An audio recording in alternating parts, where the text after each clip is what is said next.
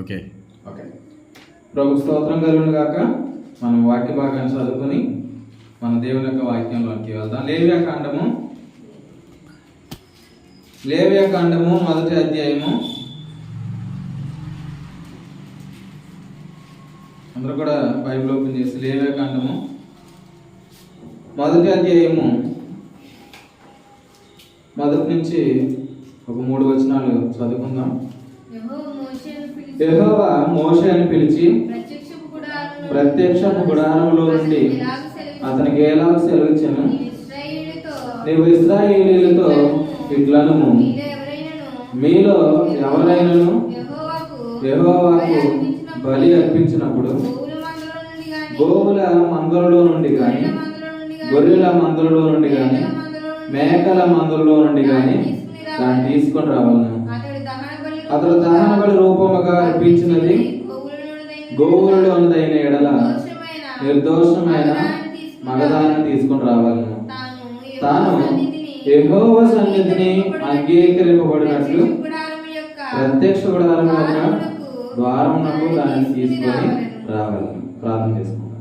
పరలోకమందున్న మా దేవానికి స్తోత్రాలు. చదవబడిన లేఖనములో నుండి నీ మాటలు ధ్యానించుండగా నీ ప్రత్యక్షతను మాకు అగపరచండి. దేవ, నీ కృపను మా ఇడలో విస్తరింప చేయండి, సహాయం చేయండి.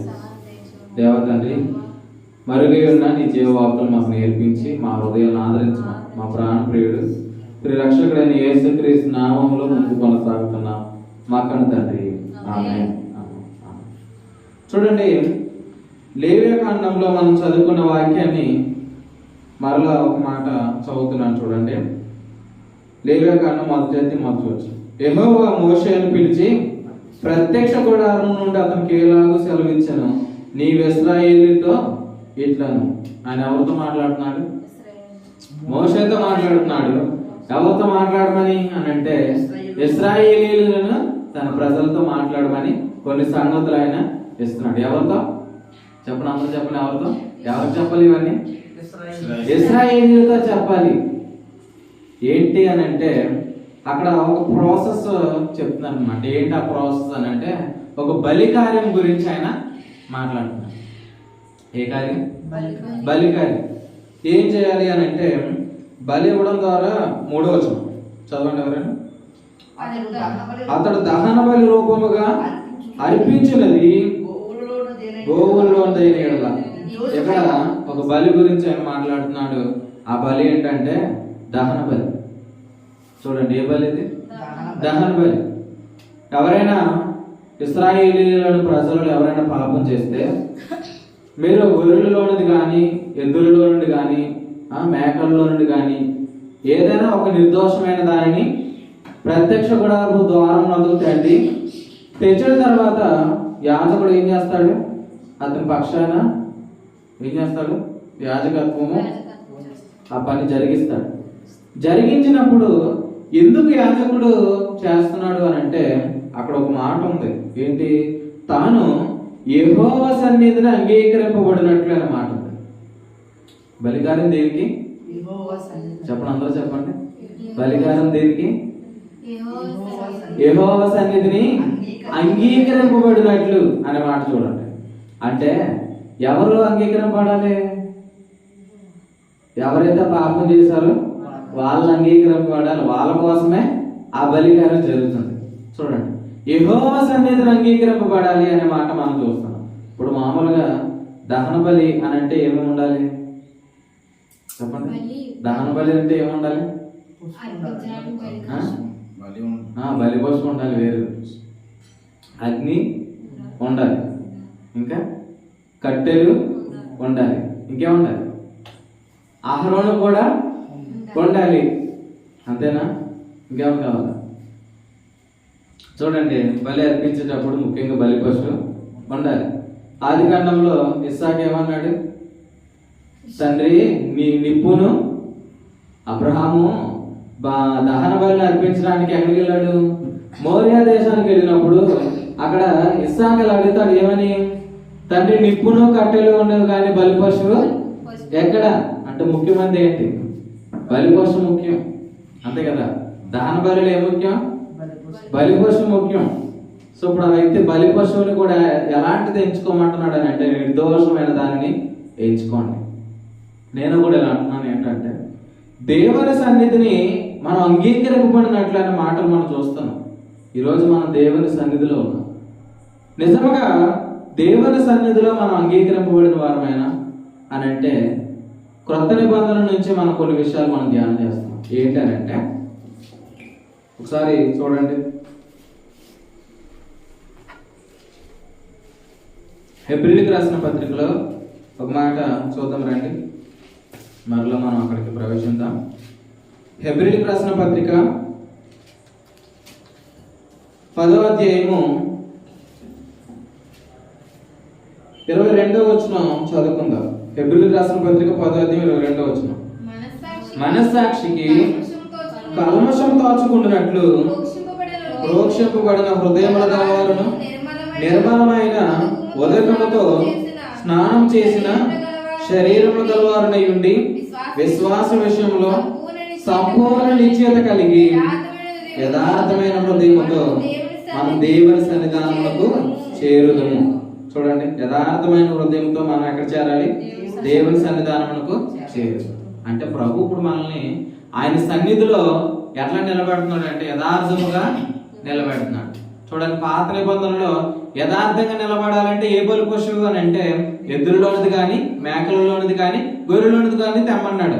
కానీ క్రొత్త నిబంధనలో ఉన్న సంఘము దేవుని సన్నిధిని ఆల్రెడీ ఏమైంది అంటున్నాడు? అది ఆల్రెడీ అంగీకరింపబడింది.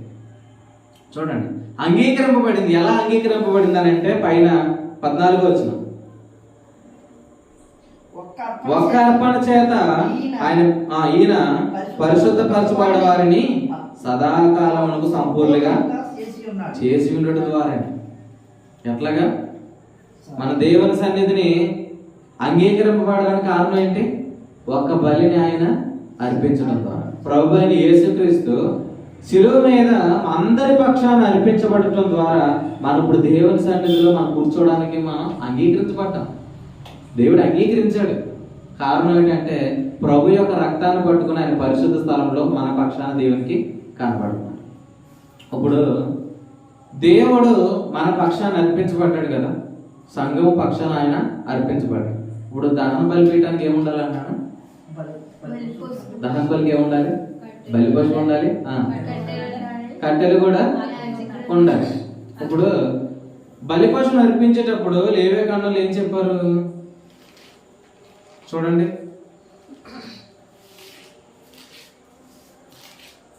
బలి పశువును అర్పించేటప్పుడు లేవే కాండంలో ఏముందో చూడండి. లేవే కాండం మొదటి అధ్యాయం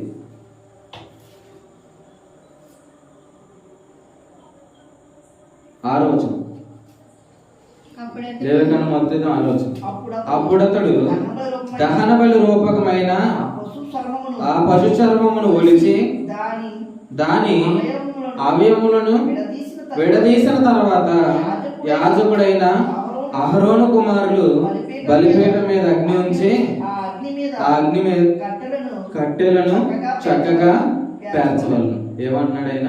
దహన బలి పీఠమును ఆ దహన బలికి చేపబడిన పశువుని ఏం చేయాలంటున్నాడు? దానిని బలి ఇవ్వడానికి ముందు దాని మీద చేతులు ఉంచాలి. చేతులు ఉంచిన తర్వాత ఏం చేయాలి? దానిని వధించాలి. వధిస్తే సరిపోయింది అనుకుంటున్నారా? తర్వాత ఏం చేయాలంటే దాన్ని ఒలిచి, అంటే ఏ కీలు కాకీలు ఒలిచి పక్కన పెట్టాలి. చూడండి, ఇప్పుడు దేవుడు ఎందుకు కొలమంటున్నాడు? కాళ్ళు సెపరేట్గా పెట్టమన్నాడు. ఇంకేంటి? ఇప్పుడు ఒక దూడను చూసుకోండి. దూడని ఒలిచేటప్పుడు ఏం పక్కన పెట్టాలి? కాళ్ళు పక్కన పెట్టు, ఇంకా గుండెకే పక్కన పెట్టు, లివరు పక్కన పెట్టు. ఇవన్నీ కూడా ఏం చేయమంటున్నాడు? సెపరేట్ చెయ్యి. ఎవరు సెపరేట్ చేయాలి? ఎవరైతే బలి అర్పిస్తున్నారో వాళ్ళే సెపరేట్ చేయాలి. మీరు చూడండి, సెపరేట్ చేయడానికి చెప్తున్నాడు కదా. మీరేమనుకుంటున్నారు? ఎందుకు సెపరేట్ చేయమని ఉంటాడు? ఒక ఆయన ఇలా అన్నాడు, ఏంటంటే సెపరేట్ చేయడం అనేది చాలా పెద్ద ప్రాసెస్ కదా. ఇప్పుడు కోడిని సెపరేట్ చేయడం ఈజీయే, మరి ఒక గేదెని సెపరేట్ చేయాలంటే ఎలా ఉంటుంది? సో ఆ ప్రాసెస్ కోసమైనా సరే పాపం చేయడం మానేస్తారు కదా అని ఒక ఆయన చెప్పాడు. అయితే నేను ఎలా అడుగుతున్నాను, ఏంటి మీరేమనుకుంటున్నారు? అలా సెపరేట్ చేయడం దేవుని యొక్క సంకల్పం ఏంటి? యాక్చువల్గా దహన బలు పశువుని తెచ్చిన తర్వాత చేతుల నుంచి వధించాలి. వధించిన తర్వాత ఏం చేయమన్నాడు? మొత్తాన్ని సెపరేట్ చెయ్యి, మొత్తం సెపరేట్ చెయ్యాలి. ఎందుకనంటే ఇలా అడుగుతాను, అది ఏ బలి? దహన బలి. దహన బలి అంటే దాని మీద ఏం పడాలి? అగ్ని పడాలి. ఇప్పుడు అగ్ని పడుతున్నప్పుడు ఖచ్చితంగా మొత్తం పూర్తిగా ఏమివ్వాలి? కాల్చబడాలి. అలా పూర్తిగా కాల్చబడాలంటే అక్కడ అదే కదా అన్నాడు. అక్కడ మీరు చూడండి ఒకసారి, లేవియాకాండం 1వ అధ్యాయం చూడండి.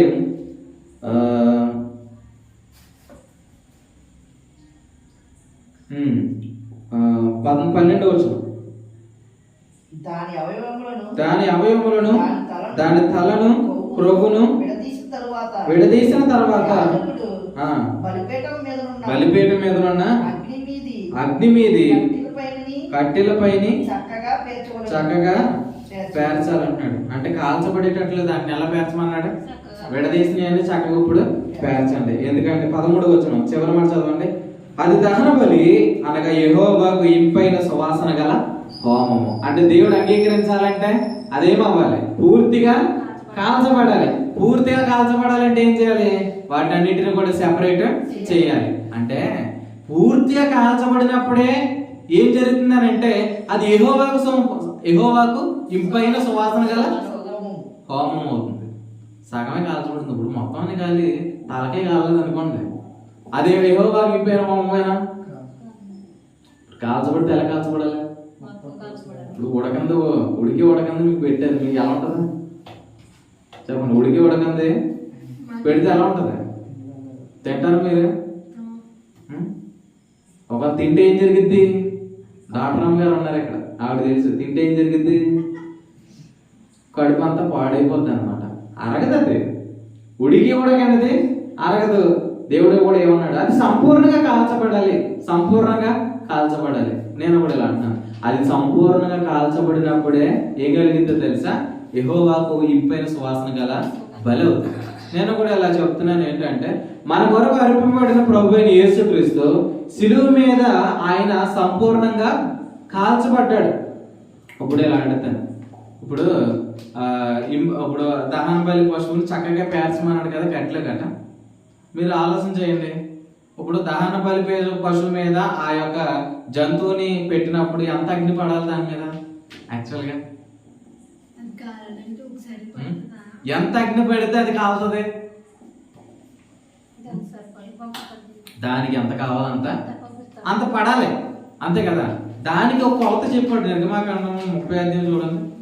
నిర్గమాకాండం 30వ అధ్యాయము 13వ వచనం చూడండి. నిర్గమాకాండం 30వ అధ్యాయం 13వ వచనం చదవండి అందరూ కూడా.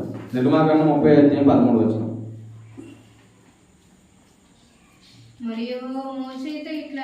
మరియు నిర్గమాకాండము 30వ అధ్యాయము 13వ వచనం. వారు ఇయ్యవలసినది ఏమనగా లెక్కింపబడిన వారిలో ప్రతి వాడును పరిశుద్ధ స్థలం యొక్క తులమును బట్టి అరతులము ఇవ్వవలెను. ఏ స్థలము? పరిశుద్ధ స్థలం యొక్క తులము. చెప్పండి అందరూ కూడా నాతో పడేది చెప్పండి. పరిశుద్ధ స్థలం యొక్క తులము. చూడండి, పరిశుద్ధ స్థలం యొక్క తులము అన్నాడు. అదే 30వ అధ్యాయంలో ఒక్కసారి 23 కూడా చదవండి. పరిశుద్ధ సంబంధమైన స్థల సంబంధమైన తులము చెప్పున.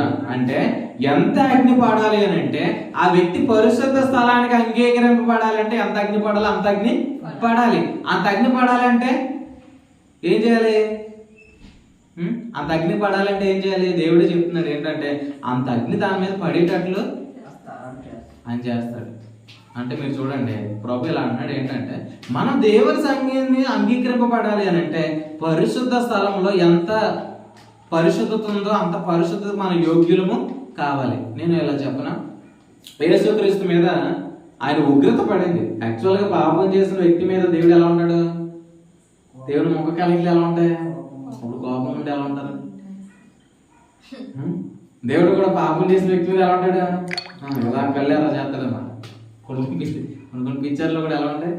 దేవుడు ఉగ్రుడు ఇప్పుడు అన్నట్టు చూపిస్తారు కదా. ఇప్పుడు పాపం చేసిన వ్యక్తి మీద కూడా దేవుడు ఎలా ఉన్నాడు? ఉగ్రుడిగా ఉన్నాడు. ఇప్పుడు ఆ వ్యక్తి మీద సమాధానం రావాలంటే ఖచ్చితంగా ఆయన ఉగ్రత అంతా కూడా కురిపించాలి. ఎవరి మీద కురిపించాలి? పాత నిబంధనలు బలి పశువుని తెచ్చుకోండి అన్నాడు. కొత్త నిబంధనలు బలి పశువునే తెచ్చుకోండి అన్నాడా? ఏమన్నాడు? బలి పశువు పరలోకం నుంచి ఆయన పంపించాలి. లోక పాపం మోసుకొని పోవు దేవుని గొర్రెపిల్ల. ఇప్పుడు గొర్రెపిల్ల ఎక్కడి నుంచి వచ్చింది? పరలోకం నుంచి వచ్చింది. అంటే పరలోకం నుంచి యేసుక్రీస్తు ఈ లోకానికి వచ్చారు. అయితే ఇప్పుడు యేసుక్రీస్తు మీద ఏం పడిందంటే పరిశుద్ధ స్థలానికి మనల్ని హెచ్చించడానికి ఎంత ఉగ్రత ఆయన మీద పడాలో పరిశుద్ధ తులము యొక్క చెప్పండి, పరిశుద్ధ స్థలం యొక్క తులము చెప్పున ఆయన మీద అగ్ని పడాలి. అందుకే ఆయన మీద అంత అగ్ని పడినందుకే మనం ఇప్పుడు ఏమయ్యాం? పరిశుద్ధ స్థలంలో మన పొజిషన్ ఎలా ఉందనంటే ఇప్పుడు స్థిరముగా ఉంది. అందుకే మన యథార్థ హృదయంతో దేవుని సన్నిధికి ఏం చేయగలుగుతున్నాం? రాగలుగుతున్నాం. అంటే ఇక్కడికి వచ్చిన తర్వాత మనం ఇలా ఆలోచించాలి. ఏంటంటే ప్రభువా నీ మీద ఎంత అగ్ని పడిందనంటే పరలోకంలోనికి నన్ను చేర్చడానికి ఎంత అగ్ని నీ మీద పడాలి అంత అగ్ని కూడా ఆయన మీద పడింది. పాత నిబంధనలో అక్కడ యెహోవా సన్నిధిని వారు ఏం చేయాలి? అంగీకరింపబడాలి. చూడండి, యెహోవా సన్నిధి అంగీకరింపబడినట్లు బలి పశువు తెచ్చుకోమన్నాడు. ఇప్పుడు క్రొత్త నిబంధనలు మనకి తేలేదు, ఆయన తెచ్చాడు. అంటే ఆయన ఇచ్చేది ఏంటి? సంపూర్ణమైంది. అక్కడ వాళ్ళు అర్పించిన తర్వాత కూడా వాళ్ళకి ఏ మనసాక్షి ఉంది? ఇప్పుడు వాళ్ళ పక్షాన ఆల్రెడీ దహన బలిపీఠం యాజకుడు జరిగించినా సరే వాళ్ళు ఎట్లాంటి మనసుతో ఉన్నారు తెలుసా? హెబ్రీ పత్రికలో చెప్పాడు ఎట్లాంటి మనసుతో ఉన్నారు. హెబ్రీ పత్రిక 14 పాప జ్ఞప్తి గల మనసు. ఈవెన్ అర్పించినా సరే వారిలో ఈ మనసు పోయిందా? నా పాపాలు దేవుడు క్షమించేశాడన్న మనసు కలిగిందా? ఎందుకు కలగలేదు? చెప్పండి. నిద్ర వస్తే ఆమె చెప్పండి. ఏం చేయండి, ఒక్క పోస్తాం కాబట్టి అలా ఉందంతే. అగ్ని వచ్చి పడింది అనుకోండి, ఏం జరుగుతుంది? కానీ మన మీద అది పడకుండా ఎవరి మీద పడింది? ప్రభు మీద పడింది. కొంచెం ఓర్చుకోండి, ఎందుకంటే ఆయన ఓర్చుకున్నాడు సిలువలో. మీరు ఓర్చుకొని వింటే ఖచ్చితంగా మీకు మేలు కలుగుతుంది. ఇప్పుడు చెప్పండి, వాళ్ళకి ఎందుకు పాపం జ్ఞప్తి గల మనసాక్షి ఉండిపోయింది? పాపంలో సంపూర్ణంగా రక్షింపబడ్డాయన్న మనసు వాళ్ళకి లేదు కాబట్టి వాళ్ళు ఏటేటా బలులు అర్పించారు. అహరోనులు ఎవరు యాజకులు కూడా ఎక్కువ మంది అయ్యారు. కానీ ప్రభు ఏమంటాడంటే మనము మంచి మనస్సాక్షితో ఈరోజు దేవుని సన్నిధికి రాగలుగుతున్నాం. మంచి మనస్సాక్షితో ప్రభుని మనం ఆరాధించగలుగుతున్నాం అని అంటే కేవలం ఏంటి అని అంటే ప్రభు ఏటేటా అర్పించే ఒక్కటే విధమైన బలికి చెందినవాడు కాదు. ఒక్క బలి ద్వారా ఆయన మన సదాకాలం సంపూర్ణంగా చేసినవాడు. ఇప్పుడు మనం ఇలా ఎంచుకోవాలి ఏమని? I am the perfect in the sight of God. ఎందుకు నువ్వు పర్ఫెక్ట్ అని అంటే ఒక పర్ఫెక్ట్ బలిని ఆయన అర్పించాడు కాబట్టి. నువ్వు ఎందుకు పర్ఫెక్ట్ గా ఉన్నావు అంటే ఒక పర్ఫెక్ట్ అర్పణ. ఒక్క అర్పణ అన్నాడంటే ఒక్క అర్పణ చేత ఆయన మనల్ని ఏం చేశాడు? ఇప్పుడు మరలా యేసుక్రీస్తు మరలా అర్పింపబడతాడా? అర్పించబడడు. ఒకవేళ ఆయన అర్పించబడతాడని చెప్పలేదు. ఎందుకంటే ఒక్క దాని ద్వారా మనం ఏమైపోయాం? సదాకాలానికి సంపూర్ణ. నాతో పాటు చెప్పండి, I am the perfect in the sight of God. చూడండి, ఎందుకంటే ఆయన మన కొరకు ఏం చేయబడ్డాడంటే కాల్చబడ్డాడు. ఆయన మన కొరకు ఏం చేయబడ్డాడంటే బలిగా అర్పించబడ్డాడు. వారు అర్పించిన దానిని బట్టి వారు పరిశుద్ధ స్థలంలో దేవుని సన్నిధిలో వాళ్ళు అంగీకరించబడలేదు. ఈవెన్ వాళ్ళు బ్రతుకుతున్నప్పుడు కూడా ఎలా బ్రతికారో తెలుసా? ఆ మనసాక్షితోనే బ్రతికారు. కీర్తన గ్రంథంలో మోషే గారిలో ప్రార్థన చేస్తారు, మా దోషములన్నీ నీకు కనబడుతున్నావు అన్నాడు ఆయన. మా దినములు లెక్కించడం మాకు నేర్పమన్నాడు ఆయన. అంటే ఇప్పుడు మా దోషాలు లెక్కించి మా దోషం నీకు కనబడుతున్నాయి అంటున్నాడు. అంటే తను ఎలా చూసుకుంటున్నాడు? దేవుని దగ్గర అతను ఎలా ఉన్నాడు చెప్పండి? మీ పాపాలు ఆయన కనబడుతున్నాయా? మీ పాపాలు ఆయన చూస్తున్నాడా?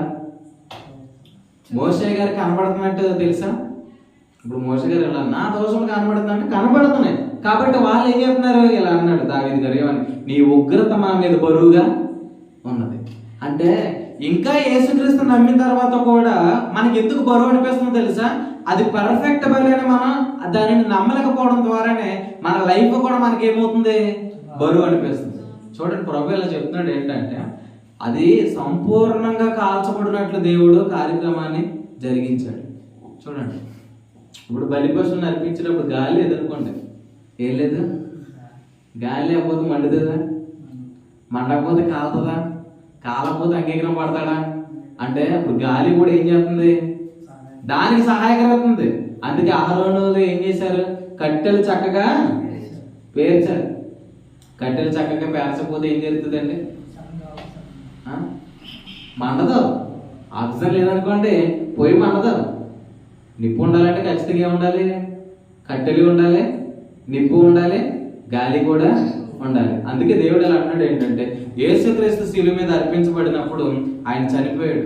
ఆయన చనిపోయాడని రోమా ప్రభుత్వమే సర్టిఫికెట్ ఇచ్చింది. యాక్చువల్గా రోమా ప్రభుత్వ కాలంలో ఏంటంటే, శిలువ మీద చనిపోయిన తర్వాత ఒకవేళ ఆ వ్యక్తి ఈ సాయంత్రం లోపు చనిపోకపోతే కాళ్ళు విరగొడతారు. కాళ్ళు ఎందుకు విరగొడతారంటే, కాళ్ళు విరగొడితే రక్తం అంతా ఎప్పుడు ఆయన వేశారు? సిలువకి వేశారు 9 గంటలక ఆయన సిలువ వేశారు. సిలువ వేసినప్పుడు మధ్యాహ్నం 3 గంటలకల్లా ఏం జరుగుతుంది? రక్తం అంతా కిందకి వచ్చేస్తుంది.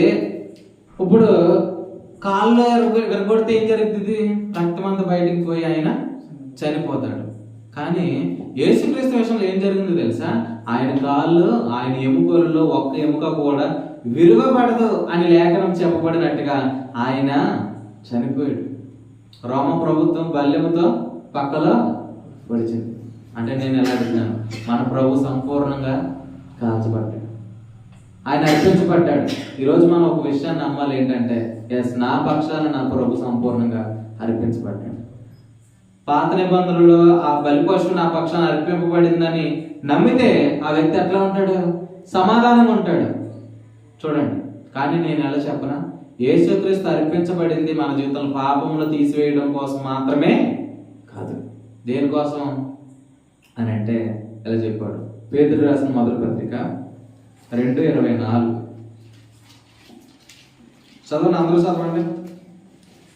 పేతురు గారు రాసిన మొదటి పత్రిక 2:24. మనము పాపం విషయమై చనిపోయి నీతి విషయమై జీవించినట్లు. ఎన్ని ఉన్నాయి అక్కడ? ఎన్ని అనుభవాలు ఉన్నాయి? 2 అనుభవాలు. మన పాప విషయమై చనిపోయి నీతి విషయమై జీవించినట్లు. పాత నిబంధనలు అర్పణ అర్పించబడినప్పుడు దేని విషయం అర్పించారు? పాప విషయం అర్పించారు. కానీ కొత్త నిబంధనలో ప్రభు ఏ విషయం అర్పించబడ్డాడు?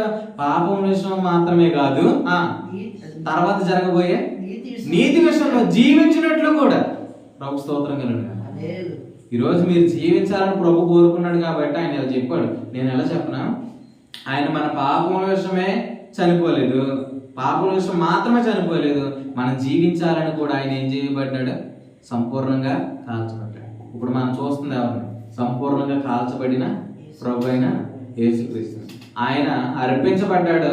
సో మనకి కలిగిన సమాధానం సంపూర్ణమైన ప్రతిరోజు కూడా మనం ఇలా ఎంచుకోవాలి. ఏంటనంటే, ఆయన చనిపోయింది నా ఆత్మను రక్షించడానికే కాదు, నా శరీరాన్ని కూడా ఆయన రక్షించడానికే. ఈరోజు రోగాలు మనకు ఉన్నాయా లేదా? రోగాలు ఇల్లు ఉంటున్నాయి. ఇప్పుడు అందరూ మెయింటైన్ చేస్తున్నారు అన్నమాట. రోగాలు మెయింటైన్ చేస్తున్నారు, అంతే కదా. షుగర్లు కొంతమందికి, బీపీలు కొంతమందికి. ఎక్కువ మంది పాస్టర్ గారి దగ్గరికి వచ్చి ప్రార్థన దేనికోసం చేయమంటారు? మాకు పలానా ప్రాబ్లం ఉంది, ప్రార్థన చెయ్యండి. రోగాలు ఎక్కడి నుంచి వచ్చాయి? రోగాలు తెల్లేవారు కర్ణేశ్వర గారు, రోగాలు తెల్లేవారు అవమ్మా. రోగాలు తెల్లేవారండి? ఇప్పుడు తండ్రి పేరు చెప్పండి, చెప్పండి. రోగాలు తెల్లేవారు? పాపము. రోగాలు తెల్లేవారు? పాపము. ఎన్ని రోగాలు ఉన్నాయి? ఆ రోగాలన్నిటికీ తల్లి పాపమే. ఇప్పుడు యేసుక్రీస్తు శిలువ మీద అర్పించబడినప్పుడు పాపాన్ని ఏం చేశాడు? ఆయన పాపములన్నిటిని క్షమించి ధర్మశాస్త్రం ఆయన శరీరం అందు కొట్టివేశాడు. ఇక పాపము చెయ్యజాలనంత గొప్పగా ప్రభు మనల్ని ఏం చేశాడు? మార్చేశాడండి. ఇక రోగాలు ఏం చేయాలా? పారిపోవాలండి. రోగాలు ఏం చేయాలా? పారిపోవాలి. ఈ రోజు ఇలా చెప్పండి, రోగం ఏమైనా ఉంటే పారిపోను. మీరు నమ్మండి, ఏంటంటే అవన్నీ కూడా ఇప్పుడు పారిపోతున్నాయి. ఎందుకు? ఇది నా చోటు కాదు. అపవిత్రాత్మ ఏం చేసిందంట? ఒక మనుషుని వదిలిపోయిందంట. అట్లాగా మనము కూడా ఏం చేయాలంటే మనం వదిలిపోవాలి. ఫిలిప్పు వాక్యం చెబుతున్నప్పుడు ఏం జరిగింది? ఫిలిప్పు యేసుక్రీస్తుని గురించి సువార్తను ప్రకటించినప్పుడు ఆ పట్టణంలో ఉన్న దెయ్యములు వెళ్ళగొట్టబడ్డాయి, రోగులు స్వస్థత పొందారు. తర్వాత ఏం జరిగింది?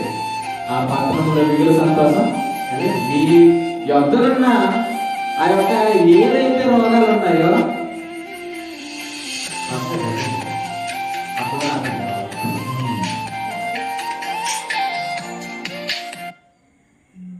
చూడండి, ఇప్పుడు కూడా రోగాలు మనల్ని విడిచి వెళ్ళిపోవాలి. రోగాలు మన డోర్ కొడితే ఏం చేయాలి? ఇప్పుడు ఇలా చెప్పండి, ఏమని? ఆయన సంపూర్ణంగా కాల్చబడ్డాడని చెప్పండి. ఏదో ఇప్పుడు ప్రభు ఎన్ని రోగాల కోసం చనిపోయాడు? ఇప్పుడు ఆదాము శిక్ష మీరు ఆలోచించండి. నేను ఎలా చెప్పనా, యేసుక్రీస్తు అర్పణ ఎంత గొప్పదో తెలుసా? ఇప్పుడు ఆదాము రోగం అనేది ఎంతమంది వెళ్తుంది? ఇప్పుడు భూమి మీద ఉన్న అందరిలో వెళ్తుంది కదా, అంతే కదా? అందరిలో కూడా బలహీనతలు ఉన్నాయి లేదా? కీళ్ళ నొప్పులు ఉన్నాయి లేదా? కాళ్ళ నొప్పులు, తలపోట్లు ఎన్ని ఉన్నాయా? 5. వీటన్నిటికి ఇప్పుడు చెప్పాలి ఏంటి? ఆదాము యొక్క అర్పణ ఎంత ప్రభావం కలదైతే అనేక అపరాధాల నిమిత్తం వచ్చిన యేసుక్రీస్తు అర్పణ ఎంత పవర్ఫుల్ అని మీరు ఊహించండి. ఆయన ఎంత శక్తివంతుడని ఊహించండి. ఒక్క అర్పణ, ఒక్క పాపము ద్వారా ఎంత ప్రభావం అయితే మరి యేసుక్రీస్తు అనేక అపరాధాల నిమిత్తం వచ్చిన ఒక పుణ్యకార్యము ఎంత ప్రభావం చూపగలదు అంటే, ఇప్పుడు రోగంతో మనం చెప్పాలి ఏమని? రోగమా, నీ ఇల్లు ఎక్కడ? మరణమా ఎక్కడ? నీ రోగం ఇల్లు ఎక్కడ? ఏదైనా ఇప్పుడు ఆదాము ఉన్నాడు అప్పుడు, కానీ ఆదాము చూసి రోగం ఉంది. ఏదేమి తప్ప ఉందా? ఏదేమి తోట కూడా ఎక్కడ ఉందో కూడా తెలియదు ఇప్పుడు. కానీ ఏదేమి తోటలా లేదు. కానీ ఏదేమి తోటలో ఆరంభమైన రోగాలు ఇప్పటికే కూడా వెళ్తున్నాయి. అయితే ఇప్పుడు ఈరోజు చెప్పండి, యేసుక్రీస్తు ద్వారా ఏలబడుతున్నాం. ఖచ్చితంగా రోగాలన్నీ కూడా ఏమవుతాయి? మనలో అన్నీ అయిపోతాయి. వాటన్నిటికీ కూడా నివారణమయ్యే రోజు ఇప్పుడు ఉంది. నేను ఎలా చెప్పనా, దేవుని వాక్యాన్ని బట్టి నేను ఎలా జ్ఞాపకం చేస్తున్నాను. ఆ వ్యక్తి సమాధానపరచబడ్డాడని నమ్మితే మరలా ఆ వ్యక్తి బలి పశువునిక తేడా. మనం కూడా ఇది నమ్మగలిగితే మన నోటి నుంచి మరలా ఈ మాటలు రావు. మీరు నమ్మండి, ఏ నమ్మండి? ఆయన కార్యాన్ని నమ్మండి. ఆయన సంపూర్ణంగా కాల్చబడ్డాడని నమ్మండి. ఆయన కాల్చబడ్డాడని మీరు నమ్మితే మీ శరీరం కొరకు కూడా ఆయన కాల్చబడ్డాడు కదా, మీ రోగాల కొరకు కూడా ఆయన కాల్చబడ్డాడు కదా, మీ జీవం కొరకు కూడా ఆయన కాల్చబడ్డాడు కదా, మీ పాపాల కొరకు కూడా ఆయన కాల్చబడ్డాడు కదా. ఇప్పుడు ఆయన సగం కాల్చబడ్డాడు, పూర్తిగా కాల్చబడ్డాడు. ఆయన పూర్తిగా కాల్చబడ్డాడు అంటే మీ రోగాలకు పూర్తిగా పేమెంట్ చెల్లించబడింది. మరి ఇప్పుడు ఏం చేయాలా? మాట్లాడాలి. ఇలా మాట్లాడాలి ఏంటంటే, నేను సంపూర్ణుడు, ఒక్క అర్పణ చేత ఆయన నన్ను సంపూర్ణుడిగా చేశారు. అట్లా మీరు ఎంచుకోవడం స్టార్ట్ చేస్తే ఏం జరుగుతుందో తెలుసా? నేను అలా చెప్తాను. మీరు సంపూర్ణంగా స్టార్ట్ చేసినప్పుడు ఇక మన మాటకు పవర్ పెరుగుతుంది. విశ్వసించదు కనుక మాట్లాడుతుంది. దేవుడు ఏమన్నాడు? ఆ బండతో, మోషే ఆ బండతో మాట్లాడు. ఎందుకు మాట్లాడమన్నాడు? బండతో మాట్లాడమన్నాడు. మీ పేరేంటండి?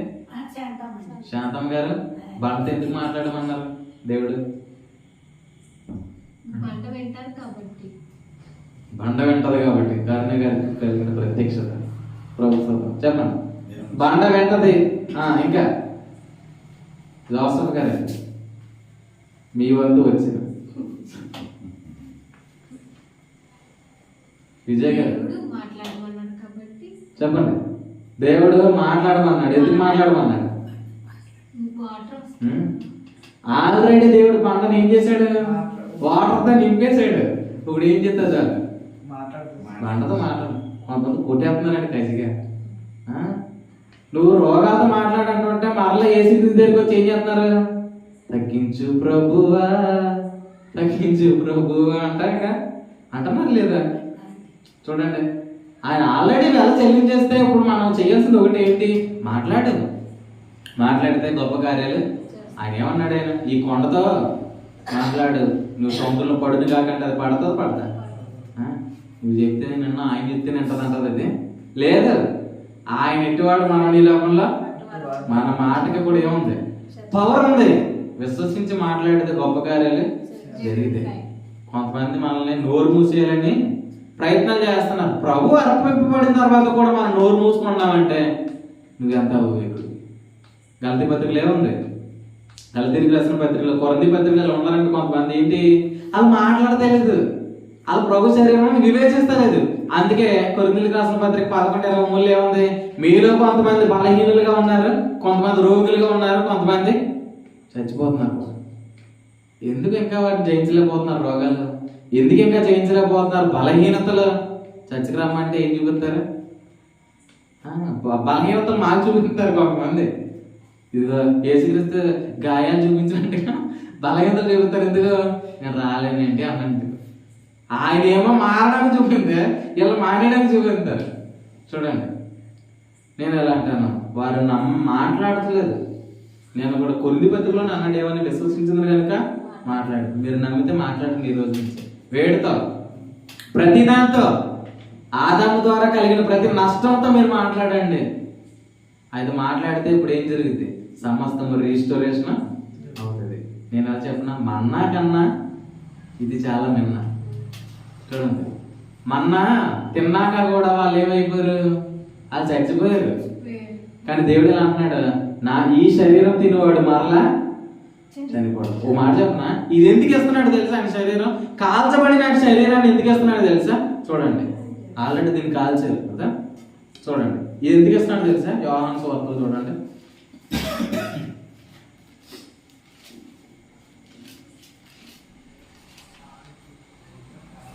యోహాను సువార్త 6వ అధ్యాయము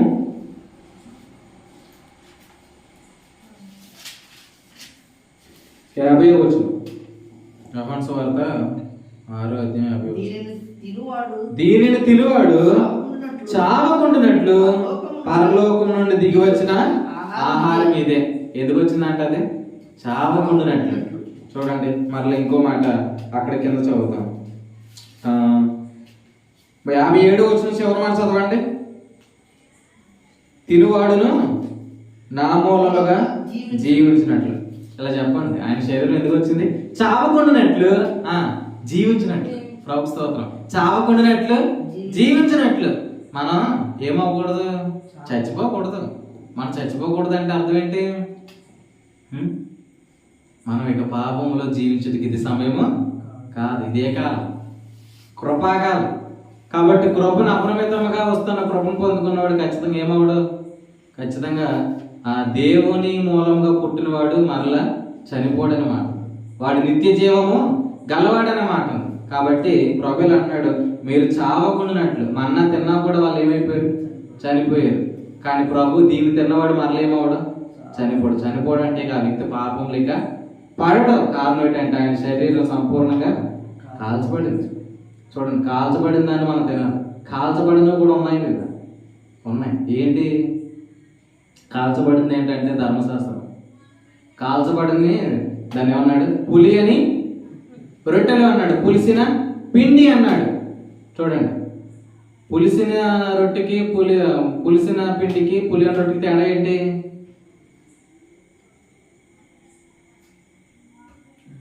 ఆ రెండింటిలో ఒకటి కాల్చబడింది. ఏంటి? రొట్టె. పులియన్ రొట్టెలు ఏమయ్యాయి? కాల్చబడ్డాయి. కాల్చబడితే మనం డైజెస్ట్ చేసుకోవడానికి బాగుంటాయి. కాబట్టి దేవుడు ఎలా అంటాడు? ఉపదేశ సారమేదనగా పవిత్రమైన హృదయము, మంచి మనస్సాక్షి, నిష్ఠాపమైన విశ్వాసం. కాబట్టి ఇట్టి కాల్చబడిన ఈ యొక్క ప్రభు శరీరాన్ని తినుడి. దీన్ని తినడం వలన మనం జ్ఞాపకం చేసుకోండి ఏంటంటే ఆయన కాల్చబడడం అనేది సంపూర్ణమైన పరిశుద్ధ స్థలము యొక్క తులము చెప్పున ఆయన మీద ఎంత అగ్ని పడాలో అంత అగ్ని కూడా పడింది. కాబట్టి ఈ రోజు నుంచి మనం ఏం చేద్దాం? మాట్లాడతాం.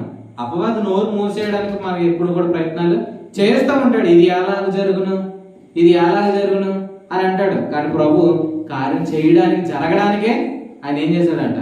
దిగి వచ్చాడు. కాబట్టి మీరు నమ్మండి, కార్యం జరగక మానదు. కానీ మీరు నమ్మితే గొప్ప కార్యాలు మీరు చూస్తారు.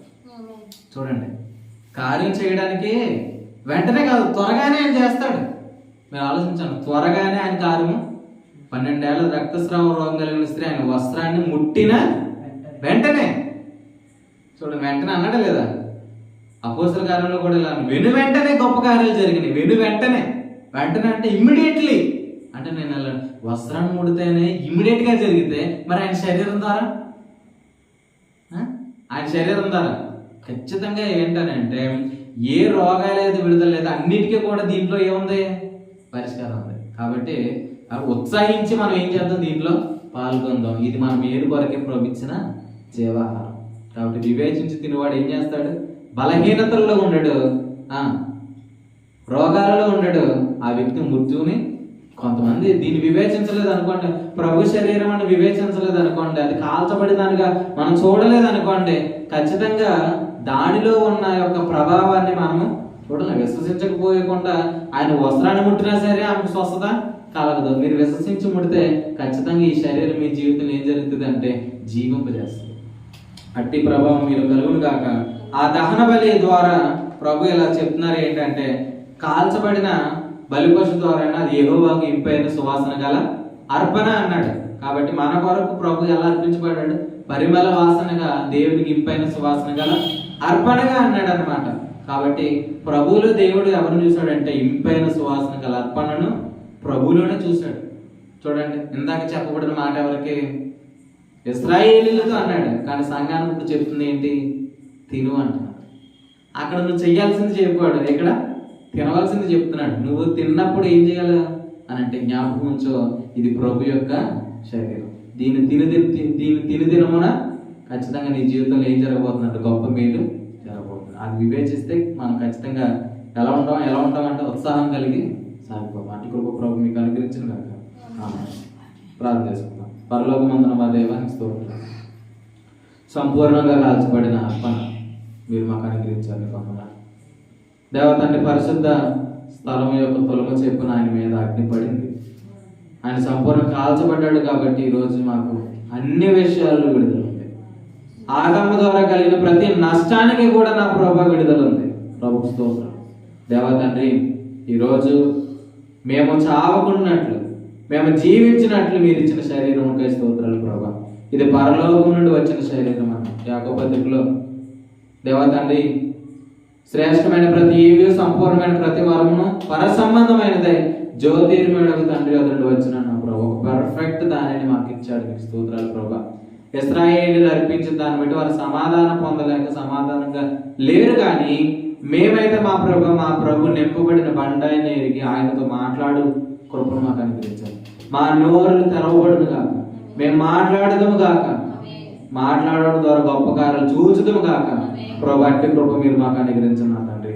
మాట్లాడితే కార్యాలు జరుగుతాయా అని అవిశ్వాసం మాలో ఒకవేళ ఉంటే అది వేరులతో సహా పెకలింపబడి దేవత దాన్ని మెడకు తిరగరాయి కట్టబడి సముద్రంలో అడుగు కాగానే మేము ప్రార్థన చేస్తున్నాం. దేవా, మాకు కృప కలుగును కాకని దేవ తండ్రి, ఈ పరిచయాన్ని మీరే విస్తరింప చేయమని ఈ చుట్టుప్రక్కల కుటుంబాలను మీరు జ్ఞాపకం చేసుకోండి. వారిని కూడా మీరు దీవించండి. వారిని కూడా నీ వాక్యం ఎదుగు నడిపించండి. గొప్ప మేలును దేవ, గొప్ప నీ మహిమను దేవ ఈ స్థలానికి దేవ మీరు ఇవ్వమని ప్రార్థన చేస్తూ మీ శరీరంలో పాల్పొందుతుండగా చక్కని వివేచనతో పాల్పొంది ప్రతి బలహీనతకు, ప్రతి ఒక్క రోగమునకు, ప్రతి ఒక్క అవిధేయతకు న్యాయమైన ప్రతిఫలం ఈ శరీరం ద్వారా జరిగిందని మేము నమ్మి దానిని పాల్పుచ్చుకొని ఆ ప్రభావాన్ని మేము మా శరీరం నందు అనుభవించడం ప్రభు చూపించమని బలపరచమని ప్రాణప్రియుడు రక్షకుడైన యేసుక్రీస్తు నామం పేరట దాని యొక్క ప్రభు బలలోనికి ప్రవేశిస్తున్నాం అక్కడ తండ్రి. ఆమేన్. ప్రభు యొక్క వాళ్ళ గురించి కృతజ్ఞతాస్తుతులు చెల్లించుకుందాం. మన మధ్యలో ఉన్న జోసఫ్ గారు 2 నిమిషాలు కృతజ్ఞతాస్తుతులు చెల్లిస్తారు. అనంతరం కరుణ గారు, అలాగే తర్వాత పాస్టర్ గారు, తర్వాత పాస్టర్ గారు, అలాగే తర్వాత శాంతి రత్నం గారు కూడా, ఏ పేరు అన్నారు? శాంతమ్మ గారు కూడా కృతజ్ఞతాస్తుతులు చెల్లిస్తారు. అంటే దేవుడు ఏం మాట్లాడాడన్న దాన్ని బట్టి మనము ప్రభుని స్తుతించుకుందాం. అనంతరం ప్రభు యొక్క శరీరంలోనికి మనం వివేచనతో పాల్గొందాం.